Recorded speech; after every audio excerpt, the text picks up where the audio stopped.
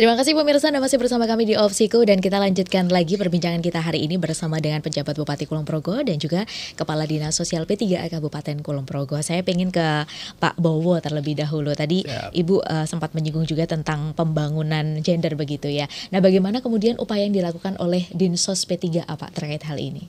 Iya, upaya yang kita lakukan soal pembangunan gender, ya sebetulnya kita tadi udah mendengar panjang lebar. Sebelumnya tadi Ibu kan sudah menyampaikan, ya itu pilar inti esensi dari pembangunan gender ya, seperti yang disampaikan Bu PJ tadi, bahwa intinya yang kita perjuangkan itu tidak ada pengkotak-kotakan antara laki-laki dan perempuan, juga keterbatasan-keterbatasan yang lain, kawan-kawan kita spesial care, katakanlah disabilitas dan sebagainya.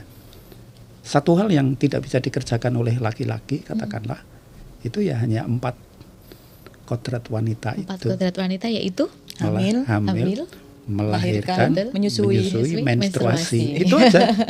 Yang lain itu bisa dikerjakan oleh laki-laki dan juga oleh kawan-kawan yang lain. Betul. Kalau kemudian ada dalam tanda kutip nilai-nilai yang sebetulnya kabur, oh ini tidak boleh dilakukan oleh laki-laki. Itu karena sebuah kultur yang sudah terpatri lama. Saya sehari-hari di rumah itu punya peran kegemaran memasak. Dan di konteks tertentu, Mbak Amel ini sering mendapatkan bullying dalam tanda kutip. Loh, wong lanang kok masak gitu, nah ya. Ini kekejaman dalam tanda kutip yang sebetulnya itu karena persoalan kultur, dan masih banyak yang lain-lain. Katakanlah kalau kita balik, kemudian ada yang karena wanita berkarir terpaksa harus pulang malam loh, katakanlah. Itu kan kemudian kadang-kadang ada image negatif di masyarakat. Loh, itu kok bali bengi gitu ya. Gitu ya. Padahal itu sebetulnya tidak. Sejauh safety yang lain, tata nilai norma kita lakukan kan sebetulnya itu tidak ada persoalan apa-apa sebetulnya. Sehingga ruangan yang kita lakukan selayaknya masyarakat itu memiliki akses, harus memberikan akses yang sama di luar yang 4 hal tadi, 4 kodrat utama. Iya. Kemudian kalau dengan kawan-kawan yang special care, tentu katakanlah punya keterbatasan fisik tertentu, kemudian mungkin pendengaran, penglihatan, ya diberi akses yang lain. Nah sekarang kan pemerintah sudah masuk mempelopori hal ini. Kadang-kadang ada kuota tertentu untuk kawan-kawan yang special care tadi untuk berkarir di mana, katakanlah, untuk mendaftar di mana. Ini sekarang, kan sudah mulai terdengar sekarang. Betul. Dan itu ada toh. Ini memang seperti itu. Dan selama ini kita menjalin komunikasi dengan banyak hal, banyak kawan di berbagai, tidak hanya dinas sosial. Karena pembangunan gender itu tidak hanya menjadi tanggung jawab satu OPD kotak saja. Birokrasi pemerintah, dalam hal ini Dinsos PPPA, tetapi ini menjadi bagian peran tanggung jawab oleh semua stakeholder yang ada di masyarakat Kulon Progo ini. Dan kita mencoba bekerja keras untuk mengkomunikasikan, juga nyaosi semacam wawasan-wawasan kepada berbagai stakeholder tadi untuk bahwa enggak gitu lah mestinya, karena ini kan kultur sebetulnya itu. Hambatan-hambatan semacam itu hambatan kultur, bukan yang hal seharusnya terjadi. Toh kita kan tidak memilih menjadi laki-laki atau perempuan gitu kan, kita tidak bisa memilih itu. Ya. Saya kira itu, Pak. Ya. Baik. Nah, itu upaya-upayanya seperti apa tuh Pak yang dilakukan oleh Dinas Sosial P3A ini sebagai pelopornya begitu ya Pak ya, untuk bisa mensosialisasikan bahwa ternyata tidak ada keterbatasan loh antara laki-laki dan juga perempuan, ini semuanya itu dalam dunia sosial ini memiliki peran yang sama. Seperti apa kemudian yang dilakukan? Mungkin satu hal contoh konkret yang nyata hari-hari ini kami kerjakan. Kami bersama dengan tim yang ada di Dinas Sosial ini juga bekerjasama dengan kawan-kawan yang ada di provinsi.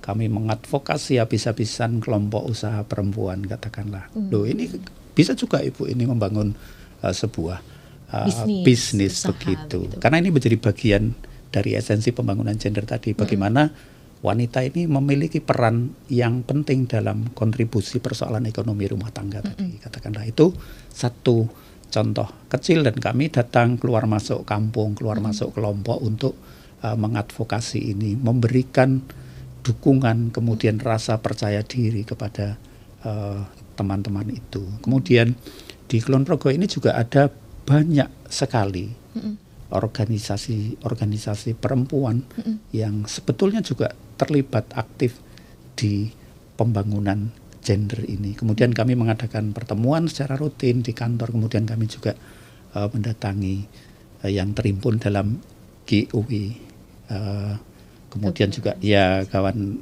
gabungan organisasi wanita, kemudian terdiri dari banyak kelembagaan perempuan yang ada di Kulon Progo ini. Harapan kami dengan cara seperti itu, lembaga-lembaga ini, organisasi-organisasi ini menjadi agen perubahan di komunitasnya masing-masing. Tentu kalau pemerintah bergerak sendiri akan kelelahan pasti. Dan kami berterima kasih karena selama ini teman-teman itu sangat intens berkomunikasi dan berperan aktif. Dalam hal kemudian di sana sini masih harus ada yang ditingkatkan, ya pasti itu karena ya, Pak, ya. Kita bergerak di luaran sana, dinamika juga terjadi, perkembangan juga terjadi, sehingga seumur hidup manusia yang namanya pembangunan itu pasti harus berjalan. Karena kita mengejar di sini, faktor luar juga bergerak terus, itu saya kira itu. Oke, baik. Nah, ini menarik terkait dengan bagaimana kemudian upaya Dinsos P3A begitu untuk kemudian melibatkan perempuan dalam berbagai sektor begitu ya. Nah, karena kadang seperti ini Bu, dari kultur yang sudah dulu-dulu terjadi begitu ya, karena keterbatasan peran perempuan ini dibatasi gitu. Akhirnya perempuan ini makin lama makin nggak pede untuk maju, untuk tampil begitu ya. Wong wedok ki ning mburi bae, istilahnya kan gitu. Nah, sebagai sosok seorang Kartini Masaki ini, Bu PJ ini, Bu, bagaimana kemudian meyakinkan perempuan-perempuan Kulon Progo ini untuk bisa tampil, ayo berkarya, tampil, karena sekarang ini di era seperti ini sudah ada ruang nih untuk perempuan bisa berkarya dan tampil lebih maju lagi. Monggo. Ya, Mbak Amel. Jadi ketika kita ingin berkontribusi kepada sesuatu itu kita harus punya bekal juga, ya. Jadi potensi apa yang kita miliki. Ketika kemudian kita punya potensi tapi kita skillnya kurang, berarti kita perlu kemudian meningkatkan skill dengan apa? Mungkin pendidikan, ya. Pendidikan tuh bisa formal, bisa non formal, bisa juga pelatihan, ikut kursus dan lain-lain. Itu kan menambah kepercayaan diri kita, ya. Ya, kalau sudah percaya diri itu dengan kemudian mempunyai bekal yang cukup, insya Allah lah. Jadi kita bisa kemudian berkontribusi terhadap apa yang mungkin kita mau di situ. Disitulah biasanya kadang, tadi yang seperti Mbak Amen, saya nggak bisa ya, cuman gini. Jadi karena memang dari diri sendiri ini belum ditumbuhkan rasa percaya diri. Rasa percaya diri itu akan ada ketika dia memang mempunyai bekal yang cukup. Ketika mempunyai bekal yang cukup itu tadi, belajarlah terus, meningkatkan kemampuan diri. Jangan, saya sudah tua malas belajar. Ya susah kan kalau sudah seperti itu. Yang namanya belajar itu tidak menunggu harus muda atau sampai kita tua tidak perlu belajar.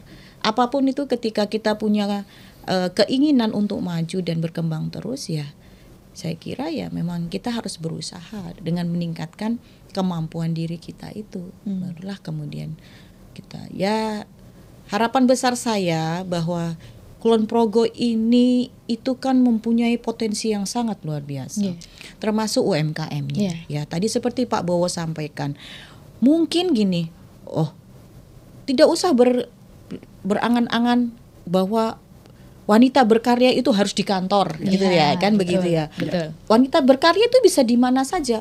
Wong Butani aja bisa, itu namanya berkarya kok. Berkarya. Iya, tinggal kemudian bagaimana dia menciptakan sesuatu yang bisa itu untuk meningkatkan kesejahteraan keluarganya. Kan seperti itu. Jadi tidak sekedar kemudian dia mengurus rumah tangganya, tapi bisa juga berkontribusi di dalam meningkatkan kesejahteraan keluarganya. Dengan apa? Misalnya seperti itu. Tadi kan Pak Bowo juga sudah menyampaikan, lo bekerja di rumah itu juga bisa kok menghasilkan.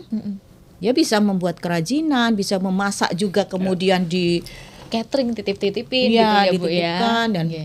Dan lain-lain. Saya kira jalan itu sangat banyak. Tinggal ada kemauan tidak. Ada kemauan tidak untuk kemudian. Jadi gini ya, kadang-kadang kita itu kurang tough. Jadi kurang rasa juangnya itu besar. Jadi ketika kita berusaha kepentok, ada masalah, ada musibah, give up, nyerah, udah gitu. Harusnya ini akan menjadi pembelajaran atau evaluasi ke depan bagaimana supaya saya tidak gagal lagi seperti itu. Nah, ini yang penting. Akhirnya mungkin kita perlu bersosialisasi. Kalau kita sendiri, misalnya saya punya masalah dipendam sendiri, gak ada solusinya. Akhirnya bersosialisasi. Carilah teman-teman yang kemudian sejiwa, yang kemudian ini ngobrol lah mereka. Ya kan banyak sekarang. Fasilitas itu banyak sekali dan terbuka di mana saja. Mau apa? Ya, pemerintah daerah juga membentuk fasilitas publik yang luar biasa, baik dari dinas sosial, dari UMKM ketika bicara masalah usaha rumah tangga atau yang lainnya. Saya kira bisa. Tinggal mereka mau tidak kemudian itu mengkomunikasikan persoalan dia, mengkomunikasikan keinginan dia kepada yang memang benar-benar bisa menghandle itu. Jadi seperti itu, Mbak Amel. Jadi harapan besar saya sih sebenarnya Kulon Progo ini bisa bergerak cepat gitu, sepanjang kita itu tidak lelah, tidak mudah lelah, tidak mudah lelah dan tidak mudah menyerah. Oke, dan perempuan bisa mengambil peran di dalamnya. Oh iya, sangat bisa. Jadi ya sepanjang kemudian tidak keluar dari kodratnya dia sebagai wanita, kan itu aja. Ya toh, tetap menghargai suami. Maksud saya seperti itu. Jangan mentang-mentang. Aku sing gledit. Gitu ta ya. Terus tetap menghargai suami. Apapun itu. Ya. Jadi apapun besar kecilnya penghasilan dan tetap menghargai suami. Dan kadang itu yang membuat sesuatu keluarga. Saya tuh bercerita ini tuh tidak hanya sekedar bercerita loh ya. Makanya saya tuh pernah kemarin saya ngobrol sama siapa. Saya tuh kalau bercerita tentang hidup saya di sini ini bisa jadi berbuku-buku. Kenapa besok nggak dituliskan Bu? Boleh lah ya. Jadi memang kita tuh harus saling menghargai. Itu yang penting supaya keharmonisasi keluarga itu akan tercipta dengan baik. Kalau ego masing-masing, sudah selesai gitu. Anak yang jadi korban gitu. Oke, baik. Saya pengen ke Pak Bowo lagi nih Pak. Ini terkait perempuan juga di bulan ini, di bulan April begitu ya, bertepatan dengan Hari Kartini besok tanggal 21 April. Esok hari kalau nggak salah. Minggu ya Pak ya. Hari Minggu begitu. Nah, kemudian dari Dinas Sosial P3A nih Pak, di momen yang spesial ini ada juga nggak event-event spesial yang mungkin nantinya akan diselenggarakan untuk meramaikan suasana Hari Kartini? Iya, ada, kami siapkan ya, termasuk hari ini Mbak. Termasuk hari ini juga ya. Hari ini berarti sudah saya dalam rangkaian yang spesial juga. Iya, ini sudah dalam rangkaian Hari Kartini. Hari Kartini, di tahun 2024 ini kita memang di Kulon Progo tidak puncak acaranya tidak tepat di tanggal 21 karena berbagai hal. Kita akan adakan acara nanti di Aula Adikarto tanggal 23 itu semacam seminar begitu, yang pesertanya juga dari komunitas ibu-ibu kelompok wanita yang nanti kami hadirkan. Kami menghadirkan salah satunya nanti juga Bu PJ menjadi keynote speak di acara tersebut nanti tanggal 23 ini. Luar biasa. Ini sambil mengkonfirmasi kerawan beliau hari ini Bu nanti. Hadir ya Bu ya, insya Allah ya Bu. 23, kemudian nanti mulai jam 9 ya sampai selesai. Juga mengambil tema perempuan berkarya, pengasuhan anak tetap terjaga. Ini atas hasil refleksi kami internal di Dinsos, penanganan terhadap berbagai kasus itu, karena memang banyak hal terjadi, tidak semuanya tentu, tapi banyak yang terjadi karena kemudian kita tracing lebih dalam lagi, itu ada ketidakberesan di persoalan pengasuhan. Kemudian seperti yang saya sampaikan di awal tadi juga, kami konfirmasi dengan kawan-kawan aktivis di berbagai kelompok itu juga menemukan dalam tanda kutip fenomena-fenomena yang relatif sama. Ada persoalan pengasuhan di dalam sehingga produk akhirnya kekerasan ini baik sebagai pelaku ataupun sebagai korban. Ini menjadi menarik. Jadi hari ini sudah pemanasan Mbak Amel menuju tanggal ya, 23 nanti. Ya kan memang formulasinya kemarin disepakati tidak upacara di lapangan itu, tapi kita adakan acara sharing bersama-sama tentang dunia pengasuhan. Yaitu temanya wanita berkarya tapi pengasuhan terjaga. Dan jangan salah seperti yang disampaikan Ibu tadi juga, bahwa ketika wanita berkarya itu jangan kemudian pikiran kita terkooptasi di sektor formal. Iya. Ya, orang cenderung kantor bekerja gitu ya, Pak, di swasta, pegawai negeri dan lain sebagainya. Iya, karena banyak sekali sektor informal yang mampu menampung energi dan kreativitas kaum ibu. Itu ada sekian banyak kesempatan yang ada. Jadi kadang-kadang kita memang pikiran kita terkooptasi, tersempitkan secara otomatis kalau wanita berkarya itu kemudian berkarir di kantoran gitu ya, enggak, bukan begitu. Itu kan hanya sebagian kecil saja sebetulnya. Tapi kan jauh lebih banyak kalau kemudian bisa mengekspresikan dirinya di luar sektor formal, dan jauh lebih menantang itu sebetulnya. Dan banyak ternyata juga yang perempuan-perempuan di luar sana juga menginspirasi ya Pak. Mungkin istilahnya kalau orang Jawa kriwian dadi grojokan begitu kan Pak. Awalnya cuma mula-mula dari rumah, bikin 1-2, tapi ternyata kemudian akhirnya jadi bisnis yang besar begitu. Dan itu cukup menginspirasi untuk perempuan-perempuan di Kulon Progo juga begitu. Nah, dari tema tadi Pak di Hari Kartini ini berarti memang benar-benar diambil dari permasalahan, akar permasalahan di Kulon Progo ini begitu ya Pak ya. Nah, kemudian tindak lanjut dari Dinas Sosial P3A seperti apa Pak nantinya setelah kemudian dilakukan sosialisasi? Nah, kemudian proses lebih lanjut yang akan dilakukan untuk menangani akar masalah ini tentang pengasuhan itu seperti apa? Iya, di konteks persoalan-persoalan ini kan seperti yang kita diskusikan, dialogkan dari awal tadi, itu pasti tidak akan bisa berjalan sendirian. Tapi kita harus menjalin kolaborasi dengan berbagai stakeholder. Di konteks ini, pengasuhan ini, dari sisi angle tembakan yang lain, kami hari-hari ini juga sedang menjalin komunikasi dengan kawan-kawan berbagai OPD untuk bekerja sama di konteks ini, katakanlah dengan teman-teman di Dinas Pendidikan, di Dinas Kesehatan, kemudian juga dinas-dinas yang lain, bahkan Dukcapil, kemudian kawan-kawan yang lain, ini dalam rangka kolaborasi mengikuti arus perkembangan ini agar tidak lepas dari perhatian kita semua. Jadi memang ini angle-nya dari angle yang lain di sisi Kabupaten Layak Anak. Mudah-mudahan nanti bisa ketemu di segmen berikutnya Mbak Amel di konteks podcast Kabupaten Layak Anak ini, karena ini satu tema sendiri gitu ya, Pak ya. Satu keterkaitan, tidak bisa sendirian, terpisah-pisah gitu. Tapi terkait satu dengan yang lainnya. Tidak bisa. Kemudian yang kedua juga kami juga akan pelajari satu persatu lewat kasus-kasus yang ada itu kan bisa menjadi media pembelajaran kita. Kita generalisir untuk cari penanganan-penanganan berikutnya, karena selalu dinamis yang terjadi di lapangan itu.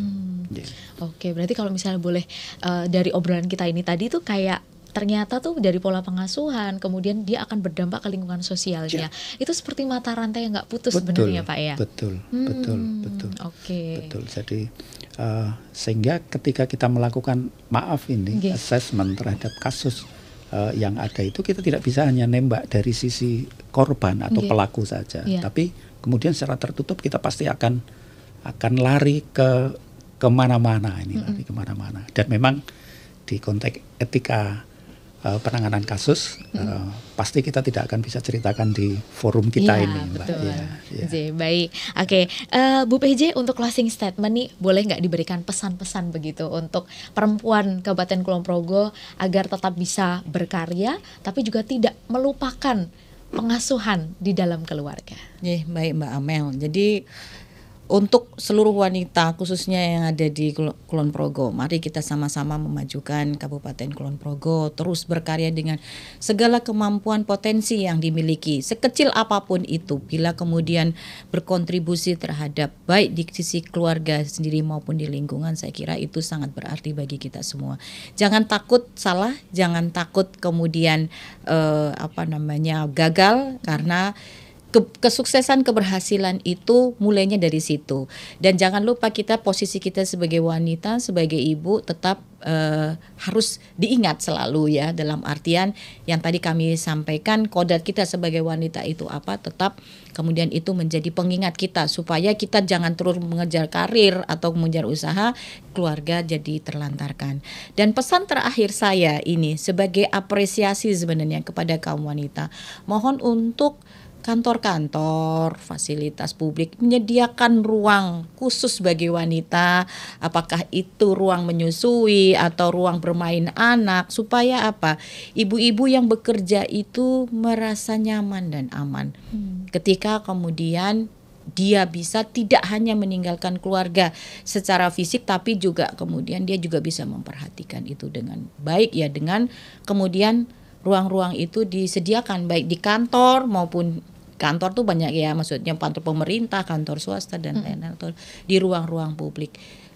Mohon sekali ini fasilitas-fasilitas itu bisa disediakan sebagai bagian apresiasi kita juga kepada kaum wanita yang telah kemudian mempunyai semangat juga gitu untuk turut berkontribusi di dalam peningkatan perekonomian juga pembangunan khususnya di Kulon Progo. Oke, baik. Dari Pak Bowo mungkin pesannya untuk seluruh perempuan yang ada di Kulon Progo nih Pak, di momen Kartini ini biar perempuan tetap bisa berkarya tapi pengasuhan juga tetap terjaga. Monggo. Kesempatan untuk mengekspresikan diri di Kabupaten Kulon Progo ini sudah sangat terbuka luas. Atensi dari pemerintah luar biasa, ada sekian banyak regulasi yang tadi sudah disampaikan oleh Bu PJ di awal segmen kita berdialog hari ini. Itu artinya ruangan yang seluas-luasnya bagi kaum perempuan untuk mengekspresikan diri di Kabupaten Kulon Progo ini. Kemudian di sisi lain, di luar sana, potensi-potensi yang ada di Kabupaten Kulon Progo itu juga sedemikian luasnya, sehingga tidak ada alasan lagi bagi kawan-kawan, sahabat-sahabat perempuan di Kulon Progo ini untuk tidak ikut terlibat dalam proses pembangunan yang ada di Kulon Progo ini.